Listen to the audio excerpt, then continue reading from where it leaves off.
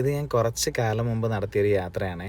ബാംഗ്ലൂരിലെ ഷൂട്ടും തിരക്കുകളൊക്കെ കഴിഞ്ഞപ്പം ഒരു ദിവസത്തേക്കൊന്ന് മാറി നിന്നാലോ എന്നൊരു തോന്നൽ. നേരെ വിളിച്ചത് പ്രഭുവിനെയാണ്. എൻ്റെ ഏറ്റവും അടുത്ത സുഹൃത്താണ്. യാത്രകളിൽ എന്നെ ഗൈഡ് ചെയ്യാൻ ക്യാപ്പബിൾ ആയിട്ടുള്ളൊരു മനുഷ്യൻ. ബാംഗ്ലൂരിൽ നിന്ന് ഏകദേശം 200 കിലോമീറ്റർ മാറിയിട്ടാണ് ഈ സ്ഥലം കേട്ടോ. ഇതിൻ്റെ പേര് ദൊഡ്ഡലിംഗ് സെറ്റിൽമെൻറ്റ്. എനിക്ക് മറ്റ് രാജ്യങ്ങളുടെ സെറ്റിൽമെൻറ്റുകൾ കാണാൻ ഭയങ്കര ഇഷ്ടമാണ്. അങ്ങനെ നമ്മുടെ രാജ്യത്ത് ഉള്ള ഒരു ടിബറ്റൻ സെറ്റിൽമെൻ്റാണ് ദൊഡ്ഡലിംഗ് സെറ്റിൽമെൻറ്റ്. അങ്ങനെ ഇന്ന് വരെ അനുഭവിച്ചിട്ടില്ലാത്തൊരു വ്യത്യസ്തമായിട്ടുള്ള എക്സ്പീരിയൻസ് ആയിരിക്കും എന്ന് മനസ്സിൽ കരുതിയാണ് ഈ യാത്ര തുടങ്ങിയപ്പോൾ തന്നെ ഒരു രക്ഷയില്ല. കർണാടകയുടെ കുറച്ച് ഉള്ള ഏരിയകളിലേക്ക് ചെന്ന് കഴിയുമ്പോൾ കിട്ടുന്ന ആ ഒരു ബ്യൂട്ടിഫുൾ ആയിട്ടുള്ള നേച്ചർ, ഒപ്പം അതിൻ്റെ ശബ്ദവും നിറവും പ്രകൃതി ഇങ്ങനെ അനുഗ്രഹിച്ച് കൊടുത്തിരിക്കുക എന്ന് തോന്നും കേട്ടോ. ഒരു സമയത്ത് നമ്മുടെ കേരളം ഇതുപോലെ ആയിരുന്നു എന്ന് എനിക്ക് പലപ്പോഴും തോന്നിയിട്ടുണ്ട്. നിങ്ങൾക്കത് കാണുമ്പോൾ മനസ്സിലാവും. ഇനി അങ്ങോട്ട് കാണാൻ പോകുന്ന ചില ദൃശ്യങ്ങൾ കാണുമ്പോൾ നിങ്ങൾക്ക് ഓർമ്മ വരും, ഇത് പണ്ടത്തെ നമ്മുടെ കേരളം അല്ലേ എന്ന്. നമുക്കിന്ന് കേരളത്തിൽ ഇതൊന്നും കാണാൻ കഴിയത്തില്ല. ഇതുപോലെ യാത്ര ചെയ്താൽ മാത്രമാണ് നമുക്കിതെല്ലാം കാണാൻ പറ്റുന്നത്. നെല്ല്, ഗോതമ്പ്, ചോളം, റാഗി, ഇങ്ങനെ ഒത്തിരി കൃഷികളുണ്ട് കേട്ടോ. ഒന്ന് ആലോചിച്ച് നോക്കിയാൽ നമ്മളൊക്കെ ചില സ്ഥലങ്ങൾ കാണുമ്പോൾ ചിന്തിക്കും, എത്ര ബ്യൂട്ടിഫുള്ളായി ഇവിടെ ജീവിച്ചാൽ മതിയായിരുന്നെന്ന്. സത്യത്തിൽ അവിടെ ജീവിക്കുന്ന ആൾക്കാർക്കുള്ള പ്രശ്നങ്ങളും പ്രതിസന്ധികളും ഒക്കെ നമ്മൾ ചിലപ്പം 1 വീക്ക് പോലും ഓവർകം ചെയ്യത്തില്ല. യാത്രകൾ എപ്പോഴും ഇങ്ങനെ കേട്ടോ, ഒരുപാട് കാര്യങ്ങൾ എന്നെക്കൊണ്ട് ചിന്തിപ്പിക്കും. ഈ കാണുന്നത് തെങ്ങിൻ തോപ്പും കരിമ്പും ഒക്കെയാണ്. ദൊഡ്ഡലിംഗ് എന്ന വാക്കിൻ്റെ അർത്ഥം തന്നെ ഭയങ്കര ബ്യൂട്ടിഫുൾ ആട്ടോ. ലാൻഡ് ഓഫ് ഫുൾഫിൽമെൻറ്റ്, ആഗ്രഹങ്ങൾ സഫലമാകുന്ന ഭൂമി എന്നാണ് ആ വാക്കിൻ്റെ അർത്ഥം. ഏകദേശം 3100 ഏക്കറിലധികം വിസ്തൃതിയുള്ള ഈ സെറ്റിൽമെൻറ്റിൽ 22 വില്ലേജുകളാണുള്ളത്.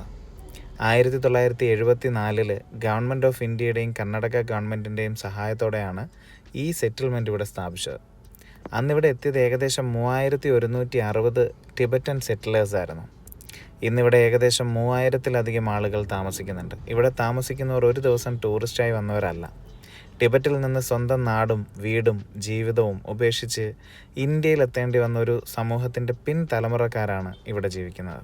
ഇന്ത്യ പല ടിബറ്റൻ റെഫ്യൂജി കമ്മ്യൂണിറ്റീസിനും സെറ്റിൽമെൻറ്റ് ഒരുക്കിയതുപോലെയാണ് 1974 ദൊഡ്ഡലിംഗിലും ഒരു പുതിയ ജീവിതത്തിനുള്ള ഫൗണ്ടേഷൻ ഒരുക്കി കൊടുത്തത്. അങ്ങനെ ഒരു റെഫ്യൂജി സെറ്റിൽമെൻറ്റ് പതുക്കെ ഒരു സെൽഫ് സസ്റ്റെയിനിങ് കമ്മ്യൂണിറ്റി ആയിട്ട് മാറിയ കാഴ്ചയാണ് ഇവിടെ നമുക്ക് കാണാൻ പറ്റുക. കൃഷി ഇവിടുത്തെ പ്രധാന ജീവിത മാർഗങ്ങളിലൊന്നായി മാറി. ഇവരുടെ അഗ്രികൾച്ചർ കോപ്പറേറ്റീവ് സൊസൈറ്റി 1975 തന്നെ സ്ഥാപിക്കപ്പെട്ടു. അതിലൂടെ ഫാമിംഗ് മാത്രമല്ല, seeds, fertiliser, water supply, consumer store, tractor workshop തുടങ്ങിയ പല സർവീസും കമ്മ്യൂണിറ്റിക്ക് ലഭിച്ചു. ദൊഡ്ഡലിംഗ് സെറ്റിൽമെൻറ്റിൻ്റെ ഏറ്റവും വലിയ പ്രത്യേകത ഇവിടെയുള്ള മൊണാസ്ട്രീസ് ആണ്. ഈ സെറ്റിൽമെൻറ്റിൽ ഏകദേശം 5 പ്രധാന മൊണാസ്ട്രീസ് ആണുള്ളത്. അതിലേറ്റവും പ്രശസ്തമായത് സോഷൻ മൊനാസ്ട്രിയാണ്. ഇതിൻ്റെ കഥ ദൊഡ്ഡലിംഗിനേക്കാൾ പോലും പഴയതാണ്. ടിബറ്റിലുണ്ടായിരുന്ന ഒറിജിനൽ സോഷൻ മൊനാസ്ട്രി വലിയൊരു ബുദ്ധിസ്റ്റ് ലേണിംഗ് സെൻ്റർ ആയിരുന്നു. പക്ഷേ 1950-കളിൽ അത് നശിപ്പിക്കപ്പെട്ടു.